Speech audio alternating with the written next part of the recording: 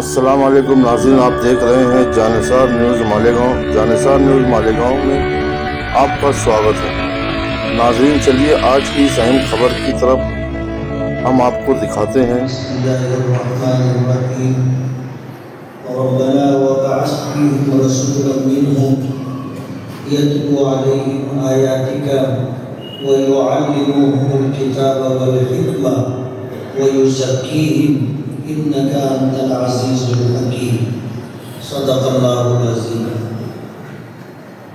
صدر محترم، علماء کرام، حاضرین مجلس، 12 ربیع الاول کا دن ہے۔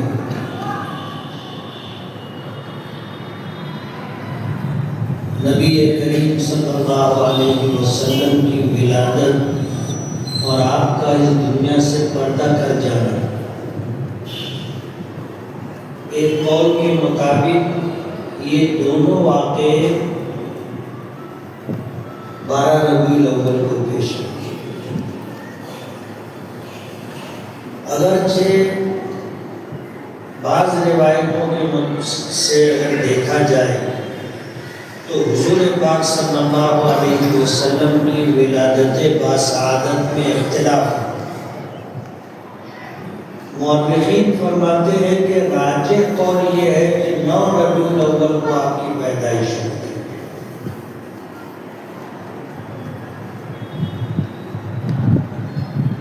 9 ربیع الاول ہو یا 12 ربیع الاول ہو، نبی کریم صلی اللہ علیہ وسلم کی تشریف آوری قیامت تک آنے والے انسانوں کے لیے باعث خیر و برکت ہے۔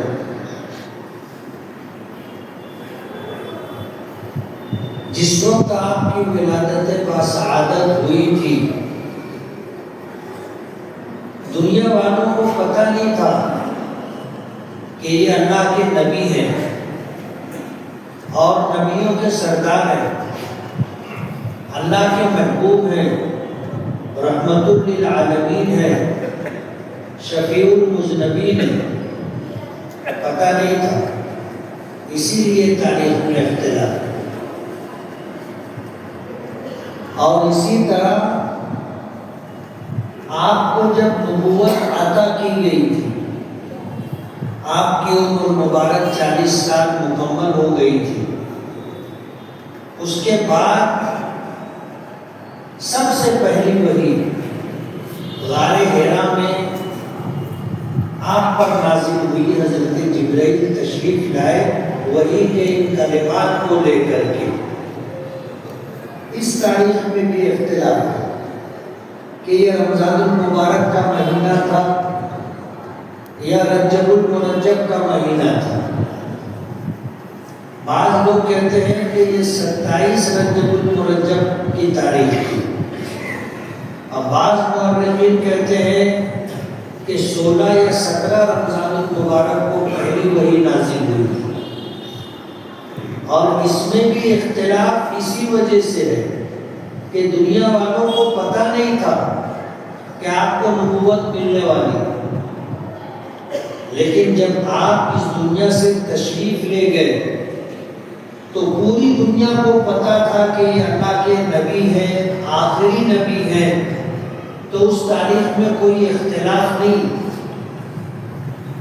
سب کا اتفاق ہے کہ آپ 12 ربیع الاول کو اس دنیا سے تشریف لے گئے۔ قرآن کریم کی جس آیت کی میں نے تلاوت کی ہے، یہ حضرت ابراہیم علیہ نبینا علیہ السلام کی دعا ہے۔ حضرت آدم علیہ السلام سے لے کر کے حضرت عیسیٰ علیہ السلام تک انبیاء کرام علیہ السلام کے تشریف لانے کا ایک سلسلہ رہا۔ کتنے انبیاء کرام علیہ السلام تشریف لائے؟ مشہور ایسا ہے کہ 1,24,000 انبیاء کرام علیہ السلام تشریف لائے۔ ہر نبی ایک ذمہ داری لے کر کے آیا ہے۔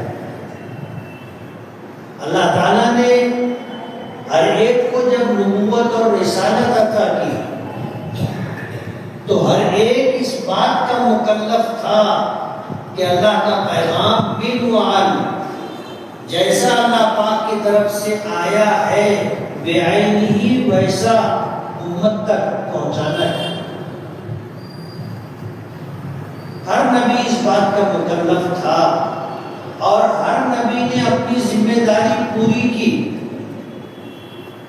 بعض نبیوں کو کسی قوم کی طرف بھیجا گیا، کسی علاقے کی طرف بھیجا گیا، کسی چھوٹی بڑی بستی کی طرف بھیجا گیا اور انہوں نے اپنی ذمہ داری پوری کی۔ کل قیامت کے دن انبیاء کرام علیہم السلام جب اللہ کی بارگاہ میں پیش ہوں گے، اللہ پاک ان سے بھی پوچھے گا کہ میں نے تمہیں ذمہ داری دی تھی تو کیا تم نے اپنی ذمہ داری پوری کی؟ تو انبیاء کرام علیہم السلام فرمائیں گے کہ ہاں، آپ نے ہمیں جو پیغام دیا تھا، جو ذمہ داری دی تھی پیغام پہنچانے کی، ہم نے اپنی ذمہ داری پوری کی۔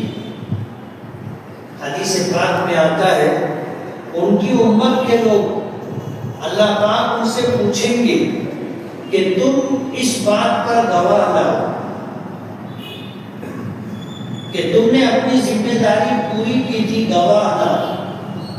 ان کی امت میں سے کوئی گواہ کھڑا نہیں ہوگا یہ کہنے کے لیے کہ اللہ کے اس نبی نے اپنی ذمہ داری پوری کی۔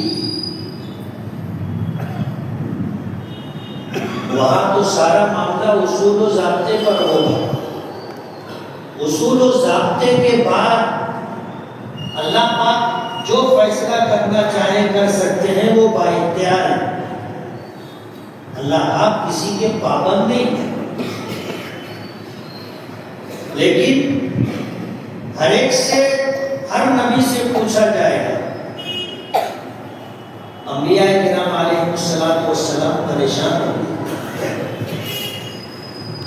آخری امت یعنی امت محمدیہ یہ کھڑی ہوگی اور انبیاء کرام علیہ السلام کے حق میں گواہی دے گی کہ ہم اس بات کی گواہی دیتے ہیں کہ اللہ کے اس نبی نے اپنی ذمہ داری پوری کی۔ اللہ پاک پوچھیں گے تم کو کیسے معلوم؟ تم تو اس زمانے میں تھے بھی نہیں، تم کیسے گواہی دے رہے؟ تو اس امت، یہ امت کہے گی کہ اللہ ہم کو اس بات کی خبر ہمارے نبی جناب رسول اللہ صلی اللہ علیہ وسلم نے دی، اور آپ صادق و مصدوق ہیں۔ صادق و مصدوق ہیں یعنی سچ بولنے والے، اور ایسا سچ بولنے والے کہ ساری دنیا ان کے سچ بولنے کو سچ مانتی، تائید کرتی۔ حضور پاک صلی اللہ علیہ وسلم کو جب اللہ پاک نے نبوت و رسالت عطا کی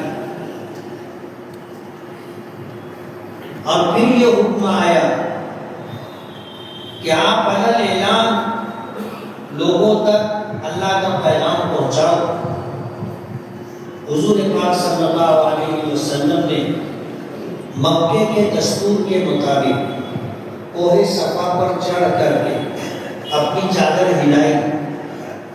اس زمانے کا دستور یہ تھا کہ جب کوئی شخص کوئی اہم بات کہنا چاہتا ہو اور عمومی طور پر لوگوں تک اپنی بات پہنچانا چاہتا ہو تو وہ یہی طریقہ اختیار کرتا تھا کہ بلند جگہ پر چڑھ کر کے چادر ہلائے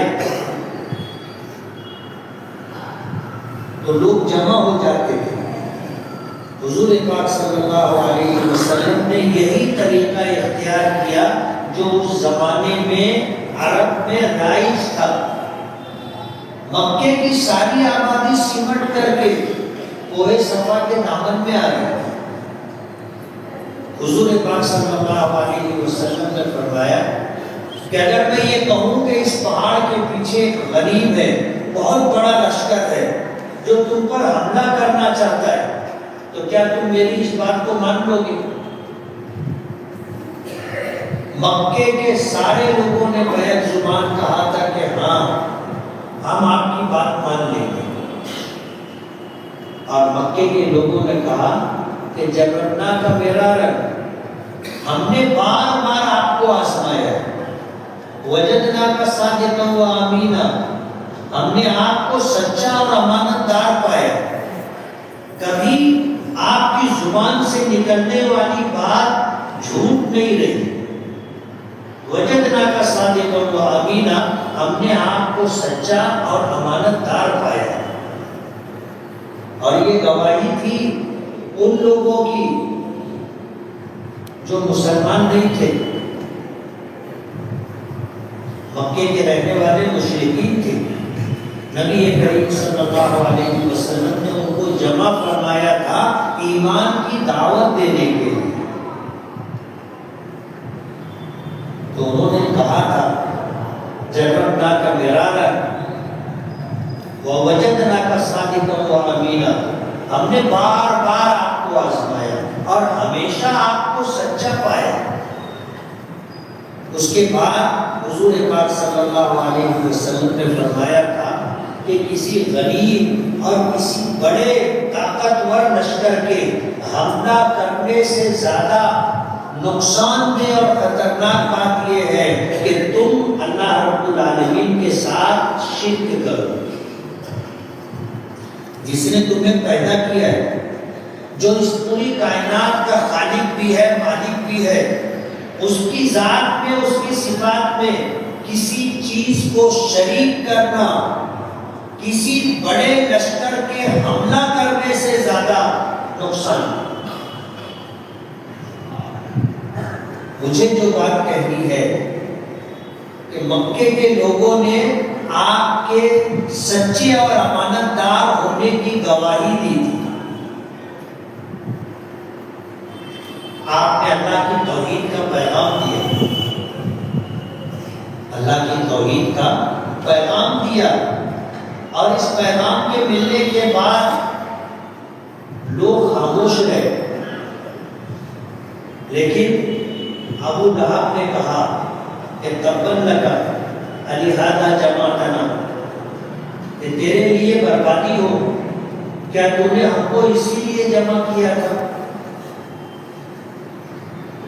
حضور پاک صلی اللہ علیہ وسلم نے اللہ کے حکموں کی تعمیل کی تھی۔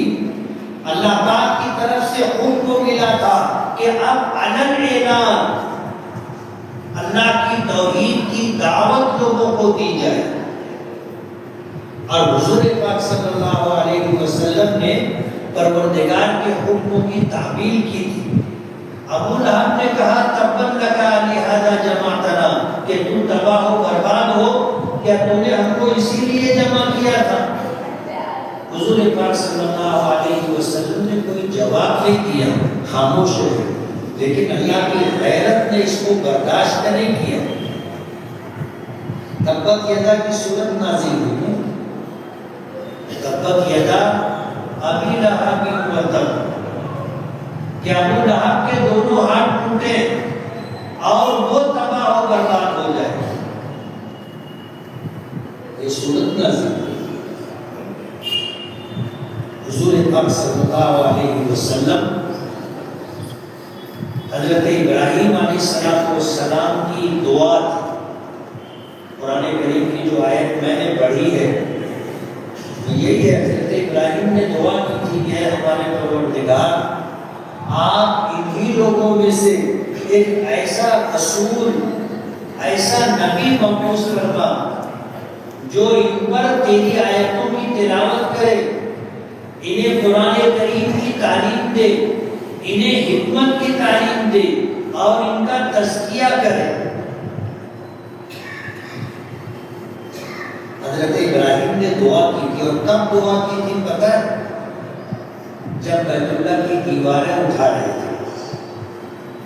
اللہ کے حکم سے حضرت ابراہیم اور اسماعیل علیہ السلام نے مل کر کے اللہ کا گھر تعمیر کرنا شروع کیا تھا، اور بیت اللہ کی دیواریں چن رہے تھے۔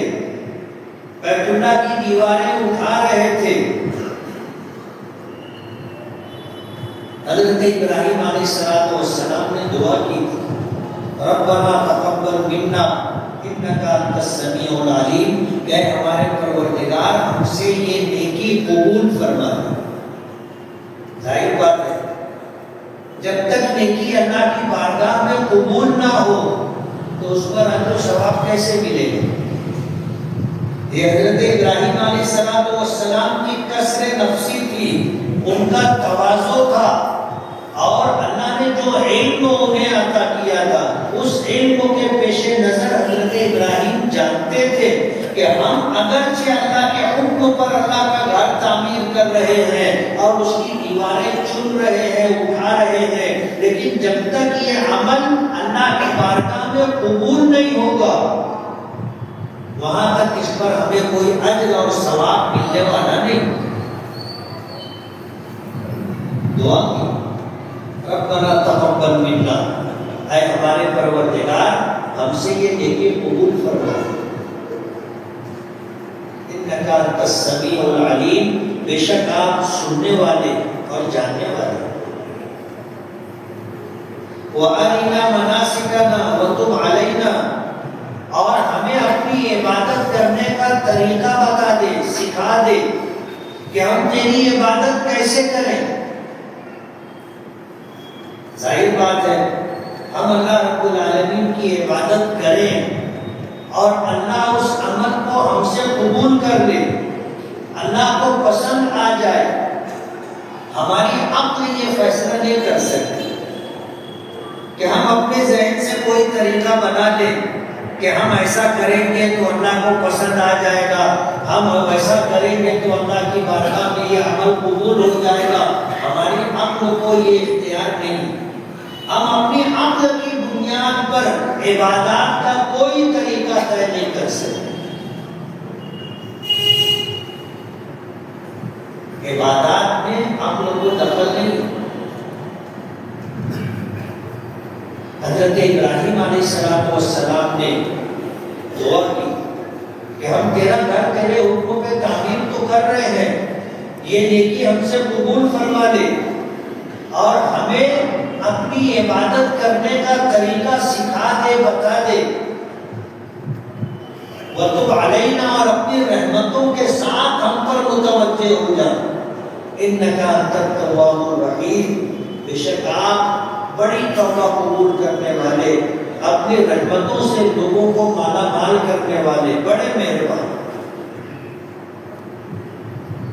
اور اس کے بعد دعا کی, ربنا وبعث فیہم, کہ ہمارے پروردگار انہی لوگوں میں سے ایک ایسا نبی بھیج, ایسے نبی کو مبعوث فرما, ایک ایسے نبی کو پیدا فرما جو تیری آیتوں کی تلاوت کرے, ان کو قرآن پاک سنائے. یتلو علیہم آیاتک, حضرت ابراہیم کی دعا اسی لیے حضور فرماتے ہیں انا دعوت ابی ابراہیم, کہ میں اپنے باپ ابراہیم کی دعا. حضرت ابراہیم علیہ السلام نے اللہ پاک سے مانگا تھا, اور کب مانگا تھا؟ جب اللہ کے حکم پر بیت اللہ کی تعمیر کر رہے تھے, اللہ سے مانگا تھا. اور حضرت ابراہیم علیہ السلام کی سیرت کسی اور موقع پر سنائیں گے اور بتائیں گے. حضرت ابراہیم بڑی بڑی قربانیوں کے بعد اور بڑے بڑے امتحانات میں کامیابی کے بعد اس مقام تک پہنچے تھے, اور جب اللہ کے حکم پر اللہ کے گھر کی تعمیر کر رہے تھے تو اللہ تعالیٰ سے مانگا, تو وہ مانگا جو اللہ کے خزانے میں بھی صرف ایک ہی تھا. حضور پاک صلی اللہ علیہ وسلم کائنات انسانی میں اللہ کی سب سے بڑی نعمت, سب سے بڑی نعمت. اور حضرت ابراہیم نے مانگا تو جناب رسول اللہ صلی اللہ علیہ وسلم کو مانگا, اللہ نے دعا قبول کر لی. اور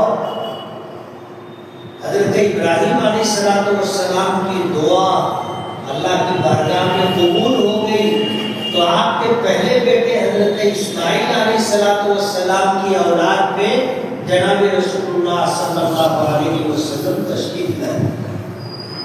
تو آپ حضرت ابراہیم علیہ السلام کی دعا ہے اللہ سے مانگا. کب مانگا؟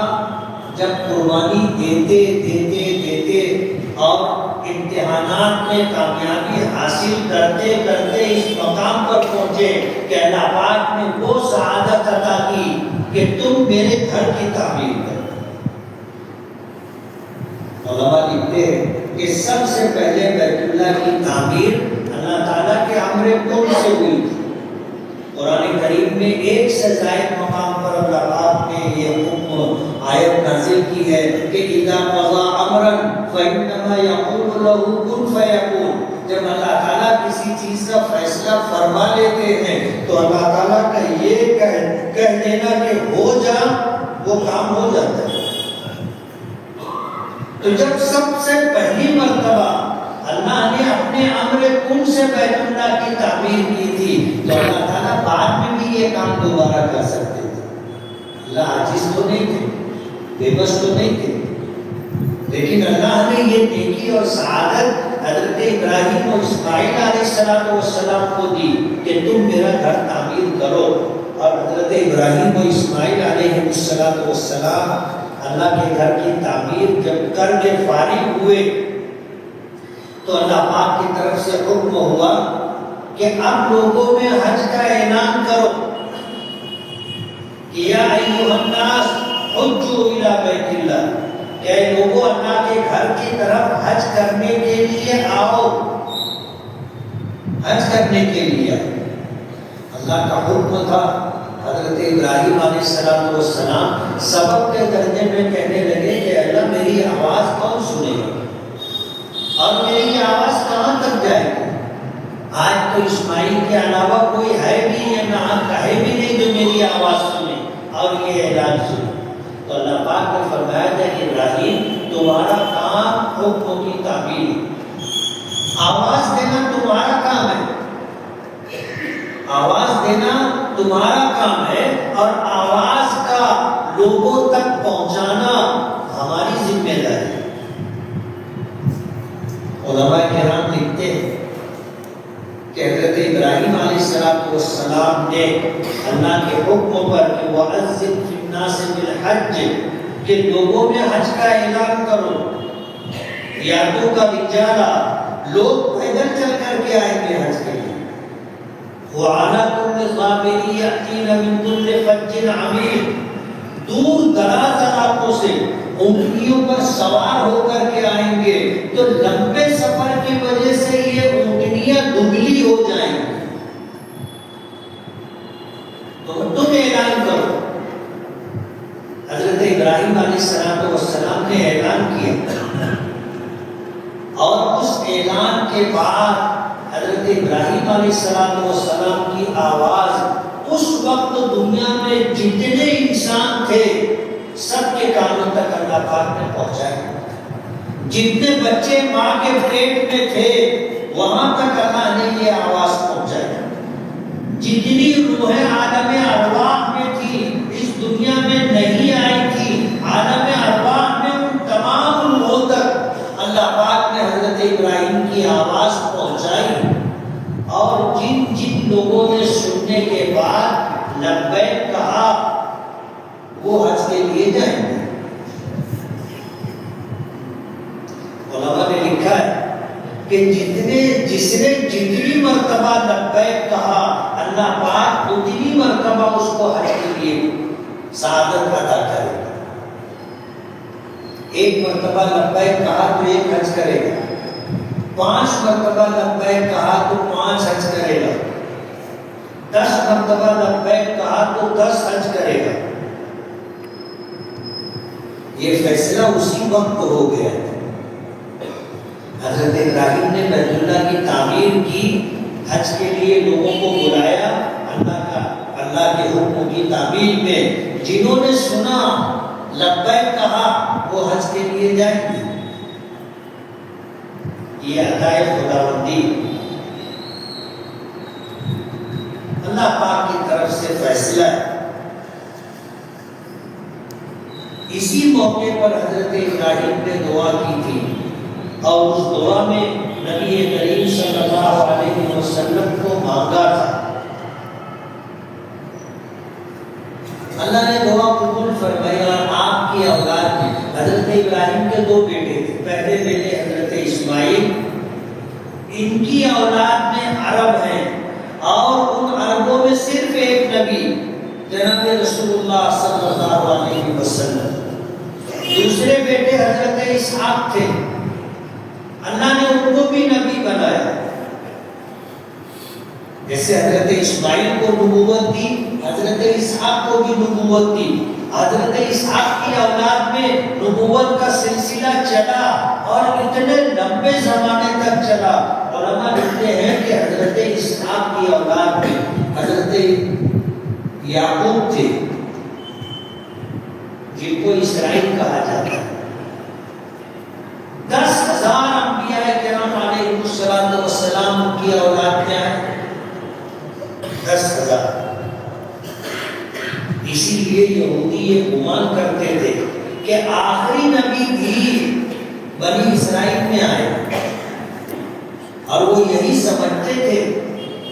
اور جب آخری نبی عربوں میں یعنی حضرت اسماعیل علیہ السلام کی اولاد میں آئے تو یہودیوں نے ماننے سے انکار کر دیا،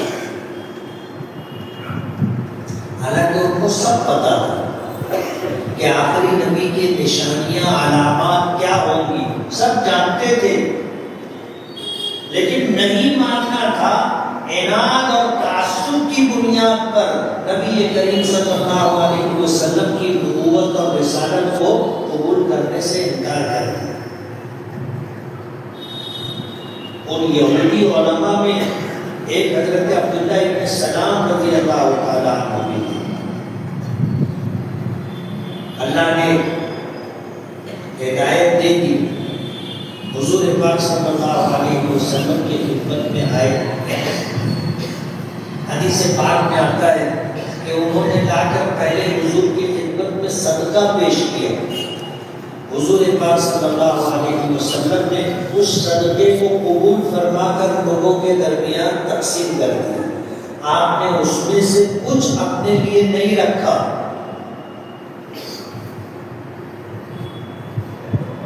اس کے بعد وہ ہدیہ لے کر کے آئے کہ اللہ کے رسول یہ ہدیہ ہے۔ حضور پاک صلی اللہ علیہ وسلم نے قبول فرمایا اور اس میں سے اپنے لیے بھی رکھا۔ عبداللہ ابن سلام کہتے ہیں کہ ہم نے توریت میں پڑھا تھا کہ جو آخری نبی ہوگا وہ اپنے لیے صدقہ قبول نہیں کرے گا،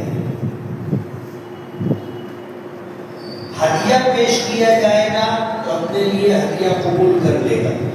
یہ آزما رہے تھے کہ ہم نے توریت میں جو کچھ پڑھا ہے، جو علامات اور نشانیاں ہمیں بتائی گئی ہیں، اگر یہ اللہ کے نبی ہیں تو ہم چیک کر لیتے، آزما لیتے۔ آزمایا اور اس نشانی پر نبی کریم صلی اللہ علیہ وسلم کو کھڑا پایا۔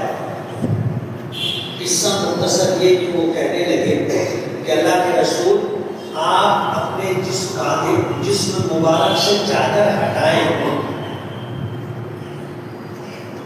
میں مہر نبوت دیکھنا چاہتا ہوں۔ حضور پاک صلی اللہ علیہ وسلم کے بائیں کاندھے کی طرف تھوڑا سا نیچے گردن کے پاس ایک مہر نبوت تھی۔ تاریخ اور حدیث میں آتا ہے کہ وہ کبوتر کے انڈے کے برابر تھی اور اس کے اوپر باریک باریک تل تھی، جیسے ہمارے جسم پر کہیں کہیں تل ہوتی ہے تو اس کا اوپر کا پورا حصہ تل سے بھرا ہوا۔ توریت میں یہ نشانی تھی۔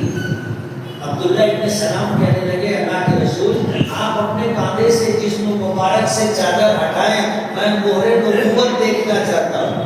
حضور پاک صلی اللہ علیہ وسلم نے اپنے جسم مبارک سے چادر ہٹائی تو عبداللہ ابن سلام نے آ کر کے پیچھے سے دیکھا اور پھر کہا اشہد ان لا الہ الا اللہ و اشہد انک عبد اللہ و رسولہ، کہ میں اس بات کی گواہی دیتا ہوں کہ اللہ وحدہ لا شریک لہ ہے، اس کے سوا کوئی عبادت کے لائق نہیں، وہی اللہ ہے، اس کے علاوہ کوئی نہیں، اور اس بات کی گواہی دیتا ہوں کہ آپ اللہ کے بندے اور اس کے رسول ہیں. بخاری شریف میں عبداللہ ابن سلام کا یہ واقعہ امام بخاری رحمۃ اللہ علیہ نے ذکر کیا ہے، اور اسی کے ساتھ آگے یہ بھی بتایا کہ عبداللہ ابن سلام نے کہا کہ میری قوم کو میں بلاتا ہوں، آپ پہلے ان سے میرے بارے میں پوچھو کہ میں ان کے درمیان کس مقام و مرتبے کا آدمی. یہودیوں کو بلایا گیا اور حضور پاک صلی اللہ علیہ وسلم نے ان یہودیوں سے پوچھا. عبداللہ ابن سلام کہتے ہیں کہ ان سے پوچھنے سے پہلے میں چھپ گیا، اور حضور پاک صلی اللہ علیہ وسلم نے پوچھا کہ تم میں عبداللہ ابن سلام کیسے آدمی، تم میں عبداللہ ابن سلام کیسے آدمی؟ تو انہوں نے جواب دیا کریم ابن کریم ابن کریم ابن کریم، کہ وہ بھی بہت شریف، بہت نیک، بہت اچھے آدمی ہیں، اور ان کے باپ بھی ایسے تھے، ان کے دادا بھی ایسے ہی تھے، ان کے پردادا بھی ایسے ہی تھے. جب یہودیوں نے حضور کے جواب میں عبداللہ ابن سلام کے بارے میں یہ بات کہی تو عبداللہ ابن سلام پھر باہر آئے، جہاں چھپے ہوئے تھے وہاں سے نکل کر کے آئے اور آ کر کے کہنے لگے اشہد ان لا الہ الا اللہ و اشہد ان محمدا عبدہ و رسولہ. میں اس بات کی گواہی دیتا ہوں کہ اللہ کے سوا کوئی معبود نہیں، وہ یکتا ہے، تنہا ہے، اور اس بات کی گواہی دیتا ہوں کہ محمد صلی اللہ علیہ وسلم اللہ کے بندے اور رسول. اس بات کا سننا تھا کہ یہودی کہنے لگے کہ یہ بھی نالائق ہے، اس کا باپ بھی نالائق تھا، اس کا دادا بھی نالائق تھا، اس کا پردادا بھی نالائق تھا. اور یہ عناد اور دشمنی صرف اس لیے تھی یہودیوں کو کہ وہ یہ سمجھتے تھے کہ آخری نبی بھی یہودیوں میں آئے گا، بنی اسرائیل میں آئے گا، لیکن اللہ پاک نے آخری نبی حضرت اسماعیل علیہ السلام کی اولاد عربوں میں مبعوث فرمایا. یہودیوں کے لیے یہ بات قابل قبول نہیں تھی، اور آج تک نبی کریم صلی اللہ علیہ وسلم کو اللہ کا نبی و رسول نہیں مانتے. تو حضور پاک صلی اللہ علیہ وسلم حضرت ابراہیم علیہ السلام کی دعا، آپ اس کائنات میں تشریف لائے، آخری نبی تھے، آپ کی نبوت عام بھی ہے، تام بھی ہے. عام پوری دنیا انسانیت کے لیے آپ کو نبی بنا کر کے بھیجا گیا. صرف وہ مکے کے لیے نبی بن کر کے نہیں آئے تھے، صرف وہ مدینے کے لیے نبی بن کر کے نہیں آئے تھے، بلکہ اللہ نے آپ کو پوری دنیا کی طرف نبی بنا کر کے بھیجا. اور کسی ایک زمانے کے انسانوں کی طرف نبی بن کر کے نہیں آئے تھے. قیامت تک آنے والے آخری انسان تک آپ کی نبوت اور رسالت ہے. آپ کی نبوت عام بھی ہے، تام بھی ہے، اور قیامت تک آپ کی نبوت رہے گی، آپ کی نبوت رہے گی. ہم میں کوئی مسلمان ایسا نہیں ہے جس کے دل میں اپنے آقا، اپنے نبی اور رسول کی محبت نہ ہو. سب کی محبت، سب کے دل میں ہے. اور حضور نے فرمایا ہے لا یؤمن احدکم حتی اکون احب الیہ من وولده والناس اجمعین کہ تم میں سے کوئی شخص اس وقت تک مومن نہیں ہو سکتا جب تک کہ میں اس کے نزدیک اس کے باپ سے، اس کی ماں سے، اس کی اولاد سے اور دنیا بھر کے تمام انسانوں سے زیادہ محبوب نہ ہو جاؤ۔ یہ میں نے حدیث پاک کا ترجمہ کیا۔ علماء کہتے ہیں کہ لا یؤمن احدکم میں ایمان سے مومن سے مراد مومن کامل ہے، یعنی تم میں سے کوئی شخص اس وقت تک مومن کامل نہیں ہو سکتا جب تک کہ میں اس کے نزدیک اس کے ماں باپ، اس کی اولاد اور تمام دنیا کے انسانوں سے زیادہ محبوب نہ ہو جاؤ۔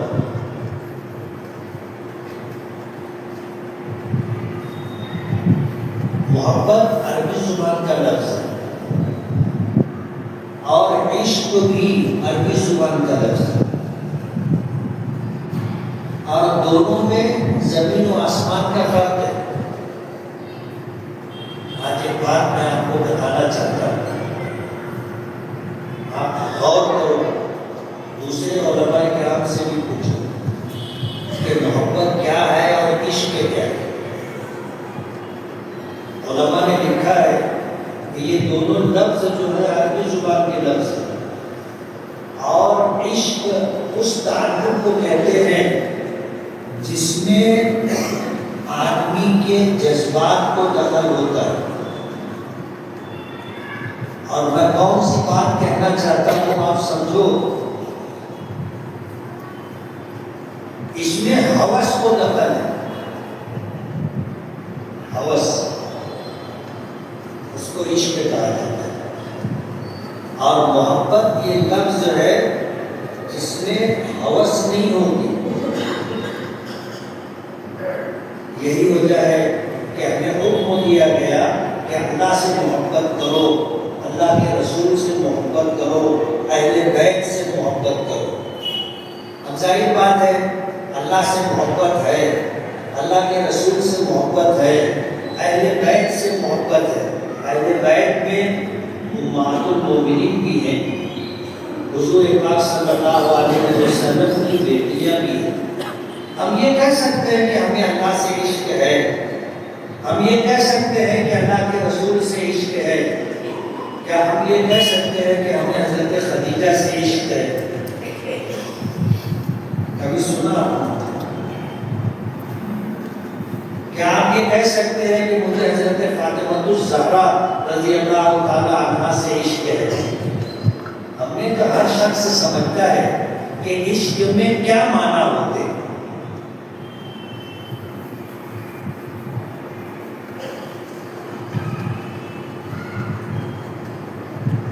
ظاہر بات ہے کہ اللہ اس کے رسول سے، اہل بیت سے محبت کا حکم جہاں مردوں کو ہے وہیں مسلمان عورتوں کو بھی ہے۔ کیا مسلمان عورتیں یہ کہہ سکتی ہیں کہ مجھے حضرت حسین سے عشق ہے، حضرت حسن سے عشق ہے؟ کبھی سنا نہیں ہوگا، اور جب کبھی سنو گے تو تھوڑا سا چونک جاؤ گے کہ یہ کیا ہے۔ وجہ اس کی یہی ہے کہ لفظ عشق اور لفظ محبت میں فرق ہے۔ محبت میں ہوس نہیں ہوتی، اور عشق کے معنی و مفہوم میں ہوس شامل ہے۔ اور یہ بات میں آپ کو اس لیے بتا رہا ہوں کہ آج جو لوگ کہتے ہیں کہ ہم عاشق رسول ہیں، یہ تعبیر صحیح نہیں۔ ہمیں محبت کرنے کا حکم ہے، ہم سب سے محبت کرتے ہیں، ازواج مطہرات سے بھی محبت کرتے ہیں، حضرت فاطمہ، حضرت رقیہ، حضرت ام کلثوم، حضرت زینب رضی اللہ تعالی عنہا، سب سے محبت کرتے ہیں۔ لیکن یہ لفظ کبھی آپ نے نہیں سنا ہوگا، اور سنو گے بھی نہیں کہ ہمیں حضرت ام حبیبہ سے عشق ہے، حضرت زینب سے عشق ہے، حضرت ام سلمہ سے عشق ہے، حضرت میمونہ سے عشق ہے، حضرت خدیجہ سے عشق ہے، حضرت عائشہ سے عشق ہے۔ کبھی سنا؟ کبھی آپ نہیں سنو گے کہ ہمیں حضرت فاطمہ سے عشق ہے، ہمیں حضرت رقیہ ام کلثوم اور حضرت زینب سے عشق ہے. وہ پہلی بات میں کہہ دیا، بس ذہن میں آ گئی تو بتا دیا. آپ اگر عربی زبان میں اس کی تحقیق کرو گے تو آپ میری بات کی تائید کرو. نبی کریم صلی اللہ علیہ وسلم سے محبت ایمان کی بنیاد ہے. جب تک آپ سے اپنے ماں باپ، اپنی اولاد اور دنیا جہاں والوں سے زیادہ حضور کی ذات ہمیں محبوب نہ ہو جائے، وہاں تک ہمارا ایمان کامل نہیں ہوگا. امام بخاری رحمۃ اللہ علیہ نے غالباً یہ حدیث ذکر کی ہے کہ جب آپ نے یہ بات ارشاد فرمائی تو حضرت عمر فاروق رضی اللہ تعالیٰ عنہ کہنے لگے کہ اللہ کے رسول، آپ مجھے سب سے زیادہ محبوب ہیں، لیکن میری جان مجھے آپ سے زیادہ محبوب ہے. حضور نے فرمایا کہ عمر، تمہارا ایمان کامل نہیں ہے، تمہارا ایمان کامل نہیں ہے. حضرت عمر فرماتے ہیں کہ پھر میں نے غور کیا کہ میں نے جو بات کہی ہے یہ بات صحیح ہے یا نہیں. جب میں نے غور کیا تو یہ بات ذہن میں آئی کہ حضور کے ایک اشارے پر ہم اپنی جان قربان کرنے کے لیے تیار رہتے ہیں. اگر ہماری جان حضور سے زیادہ محبوب ہوتی تو ہم حضور پر اپنی جان کیوں قربان کرتے؟ کہنے لگے اللہ کے رسول، آپ مجھے اپنی جان سے بھی زیادہ محبوب ہیں. تو حضور نے فرمایا الآن کہ عمر، اب تمہارا ایمان کامل ہے. اور محبت جب انسان کو ہوتی ہے تو کسی نے کہا ہے نا کہ محبت تم کو آداب محبت خود سکھا دے گی. جب آدمی کو کسی سے محبت ہو جاتی ہے تو اس کی ہر ادا اچھی لگتی ہے. کسی سے محبت ہو جاتی ہے اس کی ہر ادا، ہر عمل اچھے، اور آدمی اس کو اختیار کرتے ہیں، اس کی نقل کرنے کی کوشش کرتا ہے. یہ محبت کا لازمی حصہ ہے، محبت کا لازمی حصہ ہے. اگر محبت ہوگی تو حضور کی ہر ادا اچھی لگے گی، آپ کا ہر عمل اچھا لگے گا. یہ کسوٹی ہے، پیمانہ ہے. آپ اس پر اپنے آپ کو دیکھو پرکھ کر کے. ہم کسی کے بارے میں یہ نہیں کہہ سکتے کہ تم کو حضور سے محبت نہیں، وہ کہے گا ہے. اس لیے فیصلہ ہم دوسروں کے بارے میں نہ کریں، ہم اپنے بارے میں دیکھیں کہ اگر ہم کو حضور سے محبت ہوگی تو حضور کی ہر ادا ہم کو اچھی لگے گی اور حضور کی ہر سنت ہم کو اچھی لگے گی. ابھی دونوں حضرات میں سے کسی نے ایک شعر پڑھا، مجھے یاد تو نہیں ہو سکا، لیکن یہ ہے کہ چہرے پہ کوئی نشانی دے دے. ایسے ہی میرے چہرے پہ جو بھی دیکھے وہ یہ کہے کہ ہے محمد کا غلام، میرے چہرے پر ایسی کوئی نشانی دے دے. لیکن ہم کو تو نشانی اچھی نہیں لگتی نا. ابھی اس مجمع میں جتنے لوگ بیٹھے ہیں زیادہ تر لوگوں کے چہرے پہ داڑھی نہیں.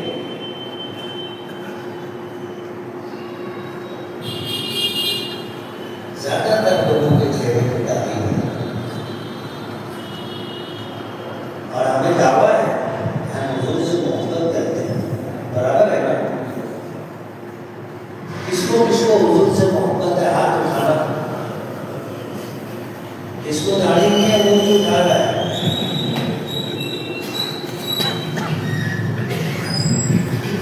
سچ میں اگر حضور سے محبت ہوتی تو حضور کے چہرے جیسا اپنا چہرہ بنانے کی ہم کوشش کرتے ہیں اور اپنا چہرہ حضور کے چہرے جیسا رکھتے ہیں. اس پوری دنیا میں سب سے زیادہ خوبصورت آپ تھے، سب سے زیادہ خوبصورت۔ حدیث پاک میں آتا ہے کہ اللہ نے جب خوبصورتی پیدا کی تو آدھی خوبصورتی حضور پاک صلی اللہ علیہ وسلم کو تنے کرنا اور پھر آدھی خوبصورتی پوری دنیا کے انسانوں نے تقسیم کی، جس میں حضرت یوسف بھی ہے۔ حضور نے فرمایا اخی یوسف صبیح وانا ملیح، کہ میرا بھائی یوسف گورے رنگ کا تھا لیکن اللہ نے میرے چہرے میں جازعیت دی، ایسی خوبصورتی دی تھی کہ حضرت عائشہ رضی اللہ تعالی عنہا فرماتی ہیں کہ آپ کا چہرہ چمکتا تھا، روشنی میں نہیں اندھیرے میں بھی چمکتا تھا۔ فرماتی ہے کہ جب ہمیں سوئی میں دھاگا ڈالنا ہوتا تھا تو ہم سوئی اور دھاگا لے کر حضور کے چہرے کے قریب جاتے تھے اور اندھیرے میں بھی سوئی کا ناکا نظر آ جاتا تھا اور ہم دھاگا ڈال لیتے تھے۔ سبحان اللہ۔ پوری دنیا میں کسی انسان کا ایسا چہرہ نہیں ہے کہ چہرہ منور ہو، چہرہ روشن ہو، ایسا چہرہ کسی کا سوائے میرے آقا۔ صحابہ کرام کہتے ہیں کہ 14ویں کا چاند آسمان پر ہوتا تھا اور حضور گھر کے صحن میں، مسجد کے صحن میں ہوتے تھے، ہم کبھی چاند کو دیکھتے تھے اور کبھی اپنے آقا کے چہرے کو دیکھتے تھے، ہم فیصلہ نہیں کر پاتے تھے، مشکل ہو جاتا تھا کہ زیادہ خوبصورت یا روشن چاند ہے یا میرے آقا کا چہرہ ہے۔ دل کہتا تھا کہ چاند سے زیادہ خوبصورت آپ، چاند سے زیادہ روشن منور چہرہ آپ کا ہے۔ حضور پاک صلی اللہ علیہ وسلم نے داڑھی رکھی تھی، اگر داڑھی چہرے کو بدصورت بناتی تو حضور کے چہرے مبارک پر اللہ داڑھی نہیں دیتے۔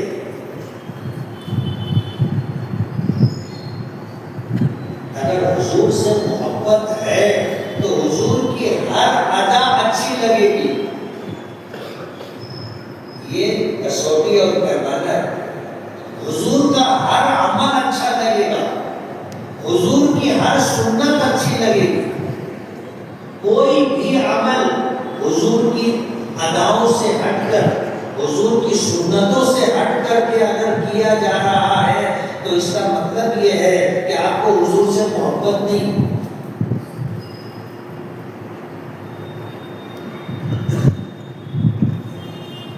محبت کی علامت یہ ہے کہ حضور کی ادائیں، حضور کی سنتیں ہمیں پسند ہیں۔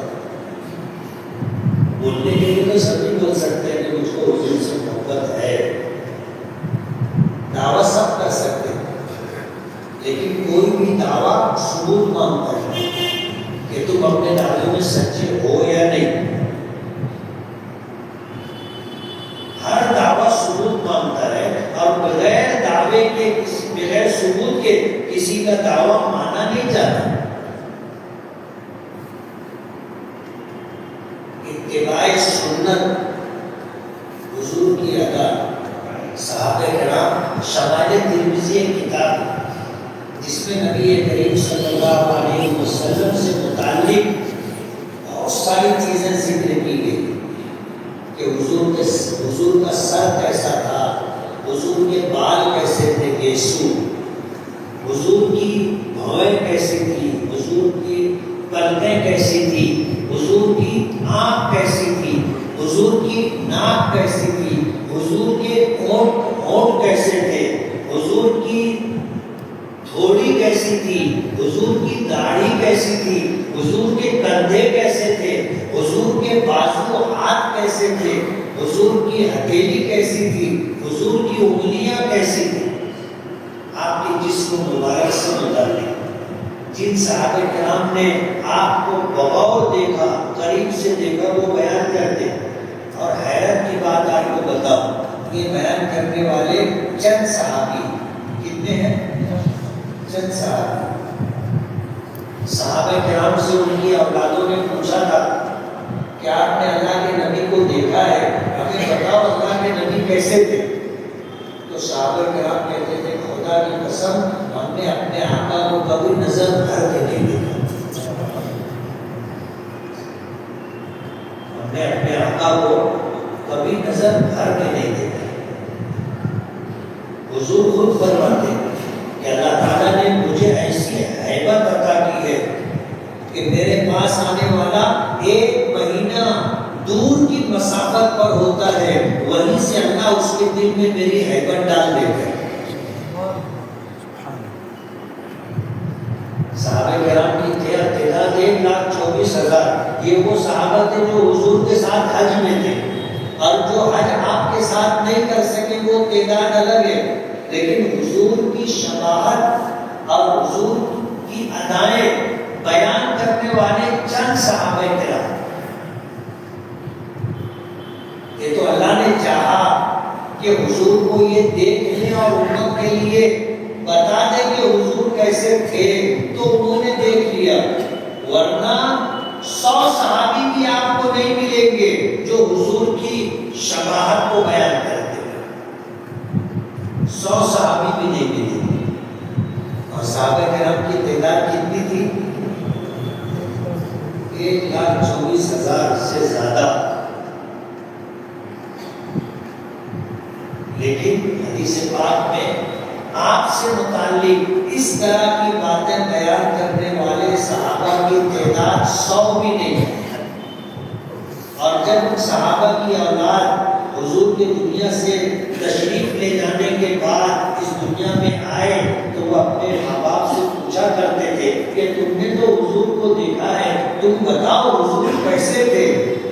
تو وہ کہتے تھے خدا کی قسم اپنی زندگی میں کبھی حضور کو نظر بھر کر کے نہیں دیکھا۔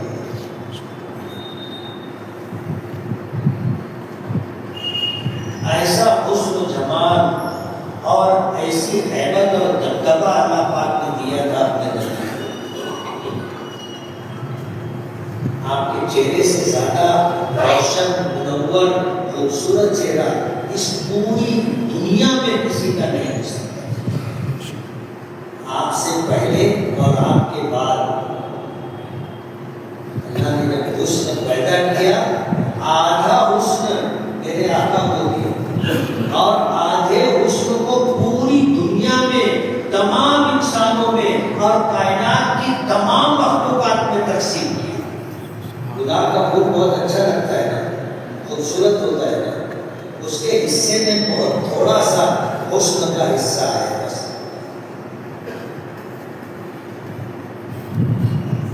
آپ سوچو حضور کیسے ہوں گے،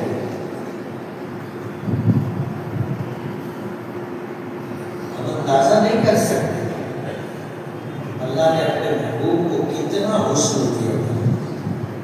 اور میں یہ بات کہنا چاہتا ہوں کہ آپ کو اللہ پاک نے داڑھی عطا کی۔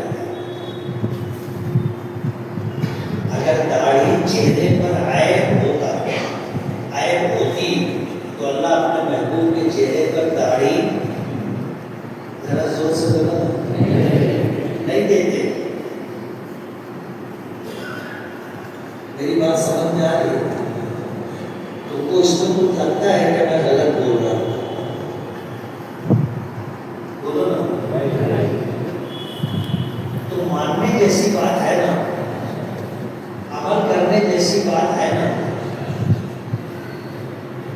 کتنے لوگ عمل کریں گے؟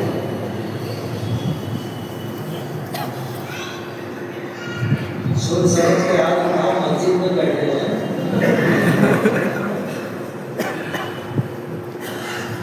اللہ آسان کرنا اور اپنے نبی کی سچی محبت اللہ ہمیں عطا کرے۔ آپ کو اندازہ نہیں ہے حضور پاک صلی اللہ علیہ وسلم کی محبت آپ کو جنت میں لے جائے گی۔ محبت ہوگی تو آپ ایمان لاؤ گے، محبت ہوگی تو آپ حضور کی لائی ہوئی شریعت پر عمل کرو گے۔ اگر حضور سے محبت ہوگی تو حضور کی ہر ادا اچھی لگے گی کہ حضور کیسے چلتے تھے، حضور کیسے بیٹھتے تھے، حضور کیسے دیکھتے تھے، حضور کیسے بات کرتے تھے. آدمی جاننے کی کوشش کرے کب کرے گا جب حضور سے محبت ہوگی. میں آپ سے پوچھنا چاہوں گا کہ کبھی ہم نے ان چیزوں کو جاننے کی کوشش کی؟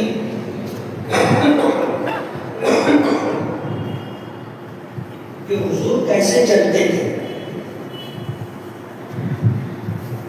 کتنے لوگوں نے کوشش کی جاننے کی یا علماء کرام سے پوچھا؟ ہاتھ اٹھانا.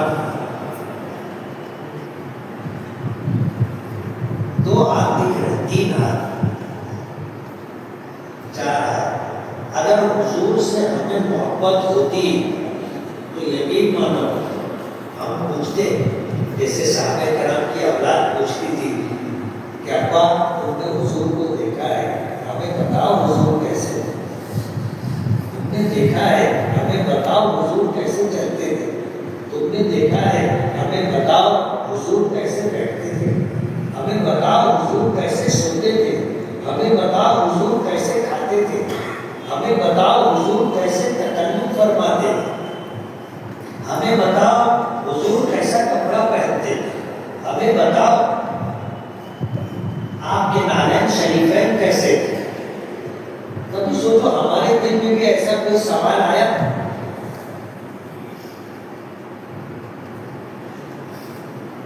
اور اگر نہیں آیا ہے تو اس کا مطلب آپ سمجھتے ہو کہ ہم سے حضور سے، ہم کو حضور سے محبت ہے.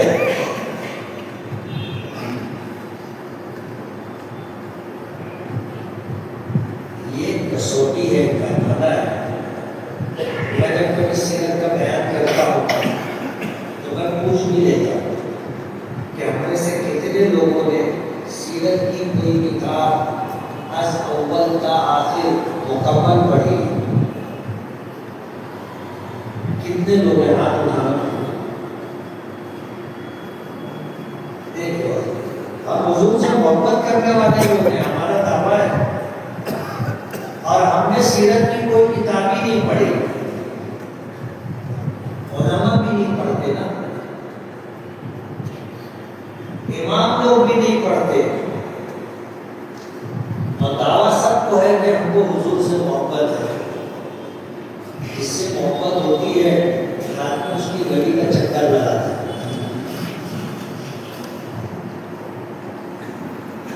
اس کی ایک جھلک دیکھنے کے لیے جتن کرتا ہے. غلط بول رہا ہوں. بعض لوگ پوچھتے ہیں کہ خواب میں حضور کی زیارت کیسے ہوگی، کوئی وظیفہ بتاؤ، کوئی عمل بتاؤ. بغیر محبت کی زیارت نہیں ہوگی. بغیر محبت کے زیارت نہیں ہوگی. زیارت کب ہوگی؟ جب حضور سے محبت ہوگی. اللہ پاک دل کے حال کو جانتے ہیں. جب ہمارے دل میں حضور کی واقعی محبت ہوگی اور یہ چاہت ہوگی کہ میں اپنے محبوب کو دیکھوں تو اللہ پاک دکھا دے.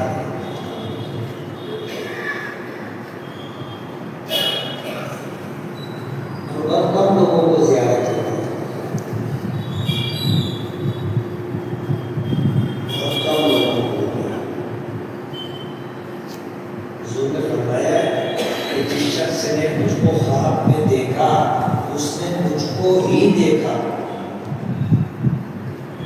اللہ تعالیٰ شیطان کو یہ اختیار نہیں کیا کہ وہ کسی کے خواب میں آئے اور وہ یہ جتائے کہ میں محمد رسول اللہ صلی اللہ علیہ وسلم.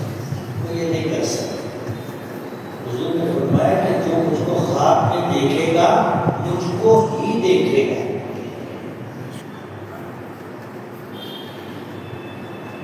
کتنے لوگوں کو حضور کی زیارت ہوئی؟ ہاتھ اٹھانا.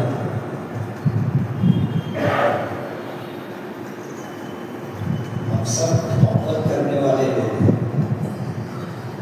लेकिन कैसी है हमारी मोहब्बत आप खुद अपने बारे में फैसला करें।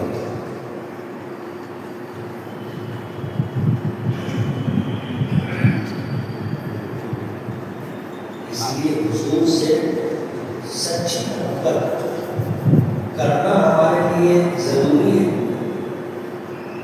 हुजूर की हदीस है जो मैंने पढ़ी कि उनमें से कोई शख्स उस वक्त तक मोमिन कामिल नहीं हो सकता जब तक कि मैं उसके नज़दीक उसके माँ बाप से, उसकी औलाद से और दुनिया और जहां में जितने इंसान हैं सबसे ज्यादा महबूब ना हो जाए।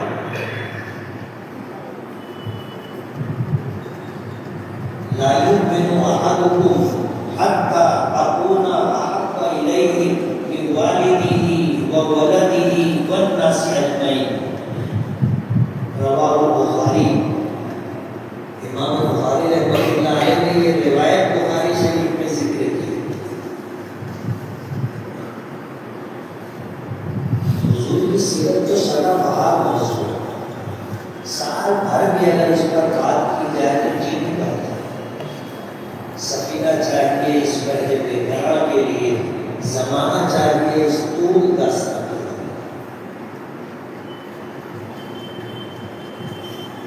जिस तरह क़यामत तक अल्लाह की हम्द सना की जाती रहेगी, क़यामत तक नबी करीम सल्लल्लाहु अलैहि वसल्लम की नात पढ़ी जाएगी, बनाई जाएगी, सुनी जाएगी। ये सिलसिला खत्म नहीं होगा, ये सिलसिला खत्म नहीं होगा।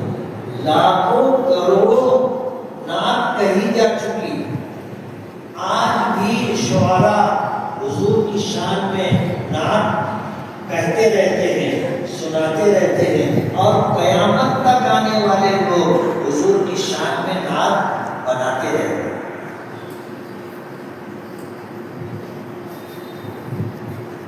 सदाबहार मौजूद है। मैंने सीरत का सिलसिला शुरू किया था ज़माने जाहिलियत से, तो मक्की जिंदगी मुकम्मल हुई और हिजरत तक आया मैं। अब लोगों का तकाजा ये है कि मदनी जिंदगी जिसमें खास तौर पर अहकामात है, दीन और शरीयत की बात है, उसको बयान किया जाए। और मैं सोचा था कि आज उसको शुरू करूँ, लेकिन हमारे शुआरा हज़रात इतनी बुलंद आवाज़ में पढ़े और वो उधर से इधर कर दिया ना, दिमाग सुन इसलिए बात शुरू करने से पहले मैंने कहा कि मस्जिद के बाहर जो माइक हो वो कर दो। जाहिर बात है, रात के 11 बज गए थे, घर में बच्चे भी होते हैं, नाराज लोग भी होते हैं, कुछ लोगों को जल्दी सोने की आदत होती है। जिनको सुनना है वो मस्जिद में आएंगे, जिन माँ और बहनों को सुनना है वो मदरसे में आके बैठे होंगे, जिनको नहीं सुनना है उनको जबरदस्ती क्यों सुना। मैंने बाहर का माइक कर लो,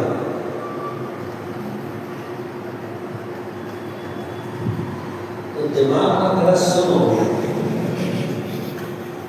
इसलिए जो अल्लाह पाक ने कहलवाया मैंने कह दिया,